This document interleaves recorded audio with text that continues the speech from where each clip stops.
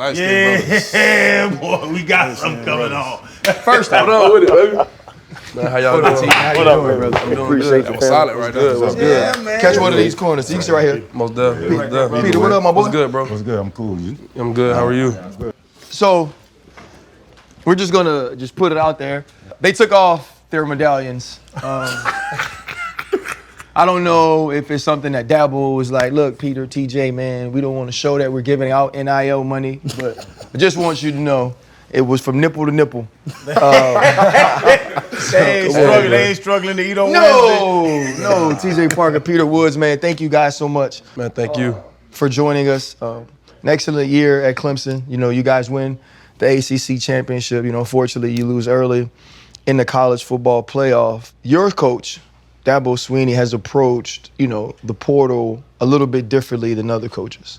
You know, he's big on recruitment and development.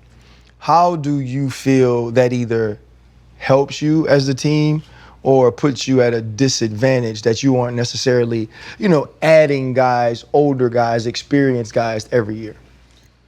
I think personally, it builds the team. Like, obviously, everybody that is on the team, he recruited heavy. Mm-hmm. So that relationship is already there. And truthfully, we got the talent to go all the way with it, regardless, you know what I'm saying, without using the transfer portal, because we really didn't need anything. Mm-hmm. And obviously this year he used the transfer portal because we had some unfortunate, you know what I'm saying, situations where we had high schoolers coming in early, but they got hurt or, you know, some people left and we didn't expect it. So obviously he's not against using the portal, right, but like he doesn't have to because we got the talent already there, especially the guys in our room. We can take it to the next level and keep grinding and obviously get to where we need to get to. So I love that. And that point, though, the point that he's one of the coaches that came out and publicly was like the transfer portal thing, y'all all doing it, like I want to build from within.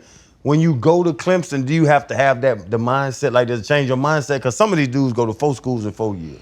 Not at all. Not for me, at least. You know, I'm always ready to compete. But I say this about what RC said.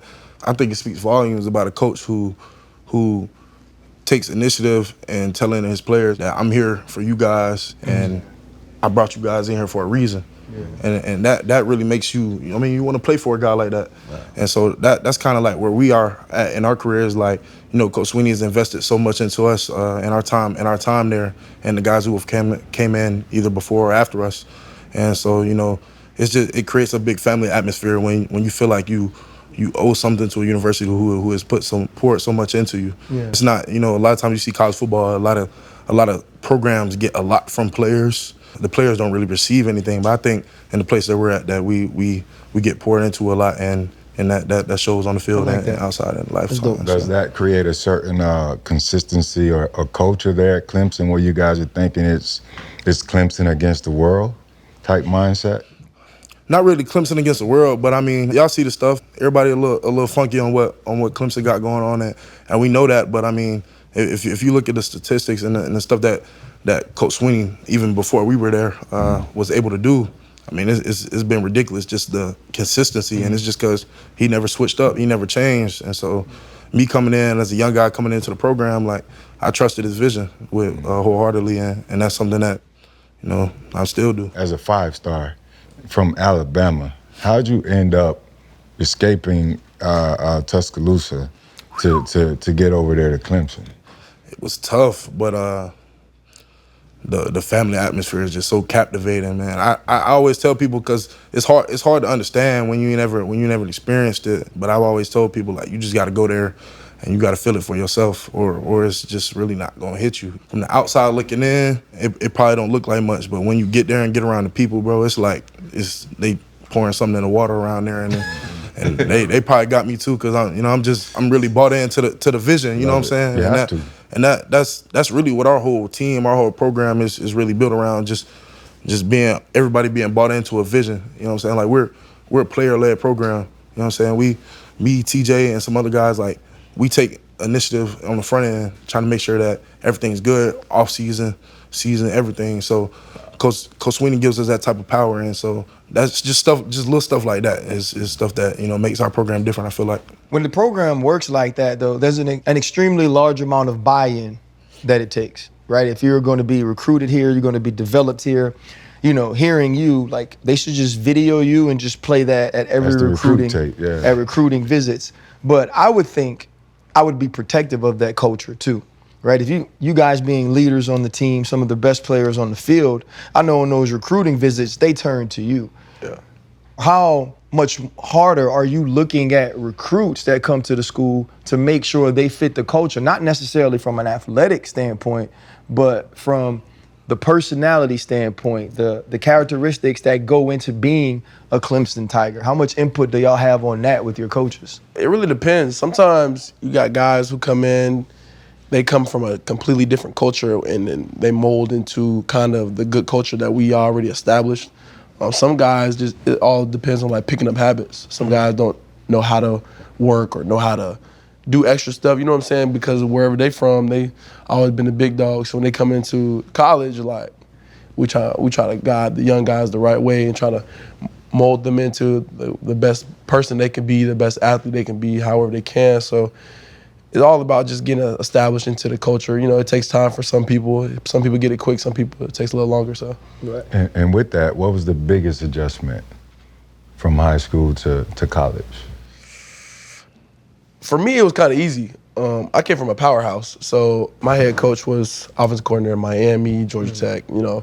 He's done it all. So I already was used to this lifestyle of working and at this type of pace. So it was kind of easy for me.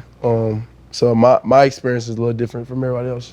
I can agree with that. Like, I tell people all the time, it's like, every time we do a mat drill or hard summer workout, it's like, man, I did this in high school times 10. Like, Right. we was getting after it. And me and TJ competed a little bit in high school, both like high powerhouse Alabama high school. And that's really what built me, what made me just some of those like key principles and values that I kind of took with me to Clemson is really what kind of got me through my first couple years there. And that's what I say about that. Part of the reason we can sit down with y'all boys is that now y'all you make money. You know what I'm saying? Yeah. We used to not sit down with no high school, college kids, because like now they just call you amateurs or student athlete. Now y'all boys getting a check. Everybody was scared of what that would do to a young athlete, 5-star type dudes. What's it gonna do when this dude getting that bread? What would you say to the people that question the NIL stuff because y'all are so young, making so much money at that age? I just feel like, as long as you got somebody in your corner who knows what they're doing, kind of similar, that you hear people say this all the time, but having somebody older than you who kind of knows the reins, finances and just navigating. I kind of get in some of our old NFL guys' pockets and stuff that, some of the Christian Wilkins, Dexter Lawrence's guys who have made money and know what to do with that money, know what to do with that money, invested that money, and kind of not letting the money get to your head is something that you kind of got to get into as well. You feel small when you're around Dex? That's a big dude. Right, he's one of the biggest humans I've ever seen. I ain't gonna lie. We seen Derek Henry yesterday. I promise you, he was way bigger than me. Yeah, It shocked me on how big he is, bro. like, And runs 23 miles per hour. which is insane. Yeah, it's Which is insane. I walked up to my dad, I'm like, yo, like, we like the same height. He playing running back. Like, it shocked me. What kept you guys on the right path this year after the season started the way it did? Right, you look at that start against Georgia, and with people already coming at the way Dabo chooses to run his organization, and now you're playing against a team that's going to use the portal, that's going to use NIL, that's going to do all those certain things, and you come out and from the outside looking in, it was just like, oh, one of these teams is just way more talented than the other team. Yeah. What was the message in the locker room from the leaders like you two to get y'all to the point where y'all end up beating SMU in the ACC championship? I think the bond we made in the summertime really helped us. Like, we really did life together. Like, taking trips, working out, eating together, doing whatever. Like, I ain't just talking about defensive line. I'm talking about, like, offensive defense. Like, one thing about me and Peter made it a mission to, like, understand the offense just so we can be able to hold them accountable as well as them hold us accountable. Like, Tristan Lee, one of our senior offensive linemen, we went on a trip together and we bonded. And that literally escalated like our relationship with the offense, because my freshman year, it was kind of like offense versus defense. It wasn't all the way there. My sophomore year is when we really became one. Obviously, Cade, our quarterback, you know what I'm saying? He became a lot more comfortable with us. and he started hanging around us a lot more, and that made it even tighter. So I just feel like after the Georgia game, we had a team meeting. We was like, yo, we good. Like, we did a lot of good stuff in this game, and we're going to be able to learn from this, and we're going to take off. And that's exactly what we did. So I just feel like the bond we created, we trusted each other's work that we put in this offseason for us to be able to, you know, kind of, obviously we took the L, but it's like, cool, like, we're going to bounce back and we're going to keep going. So I think that really helped us out a lot. For real. We watched the tape. Like, we got you watched that first half, it was like, bro, we can play with anybody. Like, you know what I'm saying? And you do hear that stuff even being a player, you know what I'm saying? We preach inside out. We try to stay, you know what I'm saying, inside our culture and not let anything outside of our culture attack our culture and attack our mindset. Yeah. But it's like, as a player, you do hear that stuff. And then after playing that game, especially in that first half, it's like we can play with anybody, right, and as a team. And so I think that's something that really gave us confidence through after that first game, through the stretch of the season. It's just like, bro, we got this. Like, after you watch that tape, man, that's what it was. My last question would be this. How much is too much? I didn't go to a Super Bowl city until I won one. Like, I never went to the Super Bowl. I said I was never going to go to a Super Bowl until I was playing in the game, right? Because I never wanted to feel like I had accomplished or made it to where that week could be about me in any way. You guys are still in college, and you know you're already getting these experiences and the NILs and all of this attention, the branding, the marketing, all of those things. How do you keep it in perspective that I still have a ton to do to really truly reach my goals? It's a blessing. Like, just seeing all the guys like that you watch on TV that you've been watching for like years, and you get to see them in person, talk to them for a little bit. It's like motivation, because like for me, I don't let all the hype get in my head. I just stop working, let that like take over. Nah, like any type of hype I get or any type of experiences I get like this, like all it does is motivate me, because I want to keep going. I want to get in their shoes and get to the point where I can inspire somebody younger than me too. So it's like every time I meet somebody that I've been watching, like for instance, y'all, I came up to you yesterday, like I've been watching y'all podcast. I was in the 10th grade, you know what I'm saying? So it's like when I got to meet y'all and be on this, it's like a blessing to me. So it's like I know I can keep working to obviously keep going. So like for me, it's just really motivation. Basically what he said, man, I just try to keep an attitude of gratitude. Yeah. You know what I'm saying? When you keep that perspective on anything and just being grateful just to be in the position you're in, it always makes you want to find different ways to get better or whatever it is that you're doing.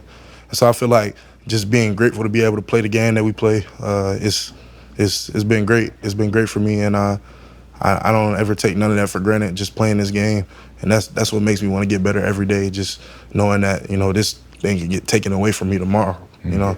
And that's happened to me before. Like in high school, like I had a season-ending injury in my sophomore year, and that's what really kind of woke me up on some other time, and just being grateful for every single moment. And so when we're doing the mat drills, when we're running them sprints, it's 100%. It's like, you're not going to get this sprint back. Yeah. And so that's just kind of the mindset that we try to portray onto each other. You better run them sprints. You know what I'm saying? Because y'all got to run down that big-ass hill before the game. I'd be scared one of y'all big boys about to roll, and I'm ready to laugh. I'm taking my sweet time. I'm taking my sweet. I be ready to laugh. I swear somebody gonna roll. Hey, did your grandparents tell you about how much they admired Fred when he played back in their day? These guys crazy, bro. Respect. I just shake it off. Yes, sir. Yes, sir. Appreciate you. Hold up. Limitless. Take a stomach, got pin in it. I fought the head to witness it. Got my people feeling militant. Way I'm feeling got me up. On the mission got me up. Knowing me, I got the key. On this vision I can trust. Limitless. Take a stomach, got pin in it. I fought the head to witness it. Got my people feeling militant. Way I'm feeling got me up.